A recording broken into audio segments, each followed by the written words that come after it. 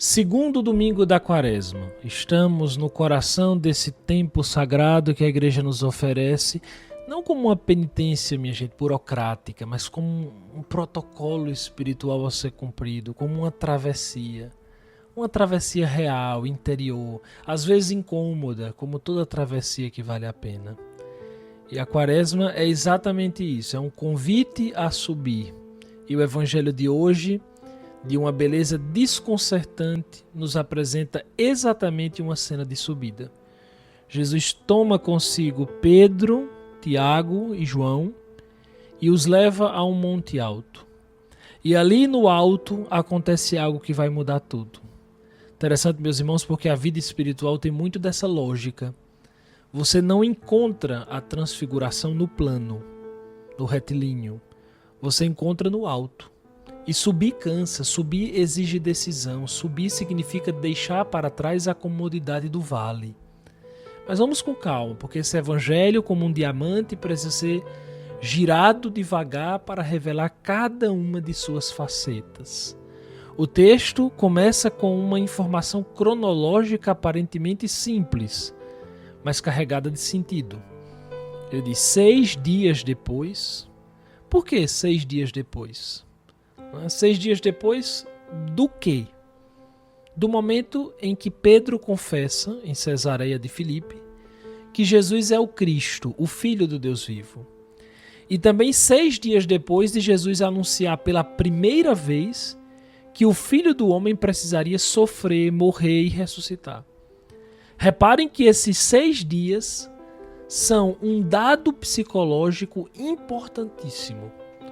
Os discípulos acabaram de receber o anúncio da paixão. É quase possível sentir o peso desse clima. Pedro, aquele mesmo Pedro que acabara de fazer a profissão de fé mais bonita do Evangelho, em seguida tentou repreender Jesus por falar do sofrimento, e ele ouviu uma das frases mais duras da Escritura: "Vai para trás de mim, Satanás." Bem, imaginem aí o estado emocional daqueles homens ali. É exatamente nesse contexto de confusão, de medo, de perguntas sem resposta, que Jesus os leva ao monte. Jesus se preocupa com eles, se preocupa como é que eles estão lidando com tudo isso, não é? É ele que vai atravessar o vale da morte, mas ele se preocupa com seus apóstolos, com seus discípulos. Que monte é esse que eles sobem? A tradição cristã identificou esse monte como Monte Tabor, que se ergue isolado na planície da Galileia, com seus quase 600 metros de altitude, como um altar, né, que foi ali construído naturalmente no meio da paisagem, da natureza. É um lugar extraordinário, se vocês olharem aí na internet a gente percebe, né, como se ali o ar carregasse algo. E é exatamente ali que Mateus nos diz: e Jesus se transfigurou diante deles. Algo que chama muita atenção neste evangelho é a palavra grega usada para transfigurou. A mesma palavra que tem a raiz metamorfose. A mesma raiz de onde vem essa nossa palavra. Ovídio escreveu as suas metamorfoses falando das transformações da mitologia pagã. Mas aqui no Tabor acontece algo radicalmente diferente. Não é uma transformação de fora para dentro. Não é uma mudança de forma, como nas fábulas gregas, não. É uma revelação de dentro para fora. O que estava escondido se expôs. O Filho de Deus que habitava naquele corpo humano, por um instante, deixa transbordar o que ele é. É bonito demais isso. O seu rosto brilhou como o sol, e as suas vestes tornaram-se brancas como a luz, diz o Evangelho. Vejam só, a luz não vem de fora, minha gente, como um refletor que ilumina uma estátua. A luz vem de dentro. Jesus não reflete a luz, Jesus é a luz. E então aparecem Moisés e Elias, 2 gigantes, 2 pilares da identidade de Israel. Moisés é a Torá, a lei. Elias é o Nevim, os profetas. Todo o Antigo Testamento se resume nessas 2 figuras. E eles aparecem conversando com Jesus. O que é que isso significa, minha gente? Prestem atenção. É aqui que está o ponto central. Jesus não veio abolir a lei e os profetas, não. Ele veio recapitulá-los, preenchê-los, levá-los ao cumprimento perfeito. A história da salvação não foi uma série de tentativas frustradas de Deus, não foi. Foi um plano que encontra sua convergência exata nele. Exatamente em Jesus. E aqui nós chegamos à cena mais fascinante do ponto de vista humano e também a mais reveladora do ponto de vista psicológico, digamos assim. Pedro abre a boca. Pedro quase sempre abre a boca. Ele diz: Senhor, é bom que estejamos aqui. Se queres, farei aqui 3 tendas, uma para ti, uma para Moisés e uma para Elias. Pense comigo, meus irmãos. O que está acontecendo aqui na psique de Pedro nesse momento? Se a gente fizer uma análise desse gesto, a gente vê algo que nós conhecemos muito bem em nós mesmos. Pedro acabou de ter uma experiência extraordinária. A realidade se abriu. O véu se rasgou. Agora sim, eles viram, ele é Deus verdadeiro. E qual é a reação imediata? É construir, é fixar, é domesticar. É transformar aquele momento fugaz de gratuidade pura em uma estrutura permanente que ele possa administrar. Interessante porque isso é profundamente humano. Quando nós vemos algo bom, uma experiência de oração intensa, uma retirada espiritual, um retiro, um momento de paz genuína, nossa primeira reação muitas vezes é tentar engarrafar aquilo. Eu preciso que isso dure, eu preciso fazer algo para segurar esse momento. É o nosso desejo de controle, tentando colonizar até mesmo a graça de Deus. Mas Deus não se deixa engarrafar, minha gente. A experiência do tabor não é para ficar no tabor, não é. Mateus acrescenta aqui um detalhe que Ratzinger, na sua trilogia Jesus de Nazaré, sublinha com maestria. Enquanto Pedro ainda fala, uma nuvem luminosa os cobre. E de dentro da nuvem vem uma voz. A nuvem para o leitor judeu é um símbolo inconfundível da Shekinah, a presença gloriosa de Deus. É a nuvem que conduziu Israel pelo deserto. É a nuvem que preencheu o templo de Salomão. E da nuvem a voz diz apenas uma coisa: este é o meu filho amado, no qual me comprazo. Ouvi-o. Vejam só, meus irmãos, em todos os momentos mais cruciais do Evangelho, a voz do Pai aparece. No momento do batismo de Jesus no Jordão, este é o meu filho amado. Aqui no Tabor, este é o meu filho amado. E depois há uma terceira vez, no início da paixão em Jerusalém, quando Jesus pede que o Pai glorifique o seu nome. É como se o Pai colocasse 3 selos sobre a identidade do Filho.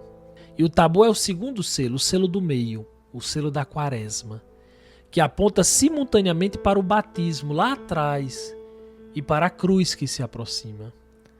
Há uma história que me parece muito bela de São Serafim de Sarov, o grande místico russo do século XVIII. Ele teve um discípulo chamado Motovilov. E num dia de inverno, enquanto eles conversavam sobre a vida cristã, São Serafim pegou nas mãos de Motovilov e a luz começou a irradiar do rosto do velho monge. E aí Motovilov ficou aterrorizado. E Serafim disse a ele com serenidade: não tenha medo, você está brilhando tanto quanto eu. O que Serafim mostrava a Motovilov é exatamente o que o Tabor mostra aos discípulos. A santificação não é um adorno externo, é uma transfiguração interior. É a luz que os santos irradiam. Aquela luz que brilhou no Tabor é também a luz da santidade. E é aqui que o Evangelho nos surpreende, porque os discípulos caem com o rosto por terra, diz o Evangelho, cheios de temor. Temor, um dos frutos do Espírito Santo. Temor de Deus, é uma queda, é uma prostração. E então Jesus se aproxima, os toca e diz: levantai-vos e não tenhais medo. Isso é de uma beleza tão grande, minha gente, que às vezes é até difícil a gente não se emocionar. Não tenhais medo. Levantai-vos. No momento mais alto da revelação divina, Jesus não os deixa paralisados em adoração, não. Jesus os toca. Jesus os levanta. Jesus os manda descer o monte. E o que é que tudo isso significa para nós hoje? O que é que o Senhor está dizendo nesse segundo domingo da Quaresma? A estrutura do Evangelho é muito precisa, minha gente. Primeiro a subida, depois a transfiguração, depois a descida. E na descida Jesus diz algo que soa quase paradoxal. Não conteis a ninguém esta visão até que o Filho do Homem ressuscite dos mortos. E por quê? Porque a transfiguração sem a cruz seria um engano. Uma espiritualidade sem cruz é exatamente isso, um Tabor sem Calvário. Uma experiência bela, mas incompleta. Como um livro sem o último capítulo. E assim como no Evangelho, hoje também nós somos desafiados a não ficar no monte. A experiência espiritual não é o fim, minha gente, é o combustível. O Tabor nos é dado para que possamos descer ao vale com mais coragem para enfrentar o Calvário. O nosso pequeno Calvário cotidiano. Quantas vezes na nossa vida também buscamos apenas os momentos altos? Queremos a oração que emociona, o retiro que transforma, a missa que toca o coração. E tudo isso é bonito, tem a sua importância, mas o Evangelho nos lembra que o Tabor existe para fortalecer os pés da descida. Que a luz vista no alto é a força para caminhar no escuro do vale. Pois bem, meus irmãos, este domingo segundo da Quaresma é um dom. A Igreja, na sua sabedoria de mãe, coloca diante de nós a cena do Tabor, no meio da caminhada quaresmal, porque a Igreja sabe que nós precisamos de luz para continuar. A Quaresma não é apenas cinzas e renúncia, é também transfiguração, é também o Tabor. Porque é impossível carregar a cruz sem ter ao menos vislumbrado a glória, brechado a glória. É bonito pensar que Jesus não nos pede para subir ao monte sozinhos. Atenção, Ele nos toma consigo. Jesus tomou Pedro, Tiago e João. Tomou, meus irmãos. Não convidou apenas, tomou. Há uma iniciativa de Deus que antecede a nossa. Há uma graça que nos precede. Peçamos à Virgem Maria, que esteve ao pé do Calvário, quando os 3 discípulos do Tabor haviam fugido, que nos ensine a integrar o monte e o vale, a glória e a cruz, a experiência mística e a vida cotidiana. Que ela, que guardava todas as coisas no coração, nos ajude a guardar também a luz do Tabor, para que ilumine os passos da nossa descida. Que o Senhor nos conceda os olhos capazes de reconhecer sua presença, não apenas nos momentos de consolação, mas também nas horas áridas, nos 6 dias de caminhada ordinária que sempre antecedem o monte. A todos vocês, uma ótima semana quaresmal, firmes neste propósito da conversão. Eu já havia gravado esse podcast na segunda-feira. No entanto, eu pedi ao pessoal da equipe, a Andressa, para gravar esse final, tendo em vista o que aconteceu no último dia 24.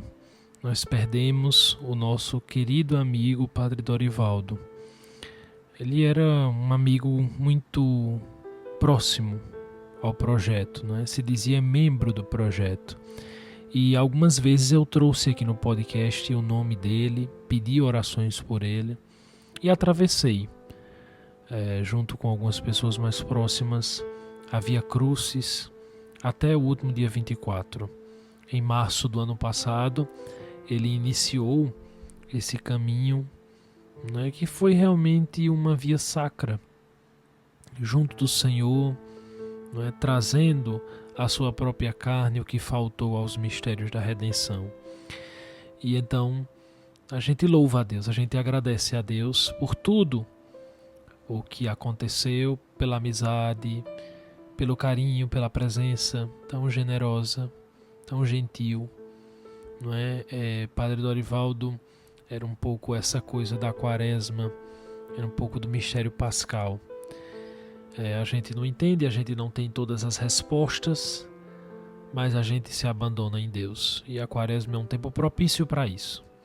Para a gente se abandonar em Deus, mesmo quando a gente não compreende, mesmo quando a gente não tem todas as respostas. Unamo-nos. Eu peço orações pela irmã dele, Dora, peço orações pelo descanso dele, ao passo que também exorto-os a pedir a sua intercessão pela vida tão santa, tão reta, pelo homem de Deus que ele era e pelo testemunho que ele nos deu, vivendo, atravessando os umbrais desta vida. Meus irmãos, que Padre Dorivaldo, nosso querido amigo, nosso querido irmão, nosso pai espiritual, descanse em paz, descanse no colo da Virgem Maria. Peçamos pela família dele e tenhamos uma santa Quaresma, agora com a saudade dele e também, é claro, com a sua intercessão diante de Deus. A todos vocês, uma ótima semana, um grande abraço e até o próximo episódio, se Deus quiser.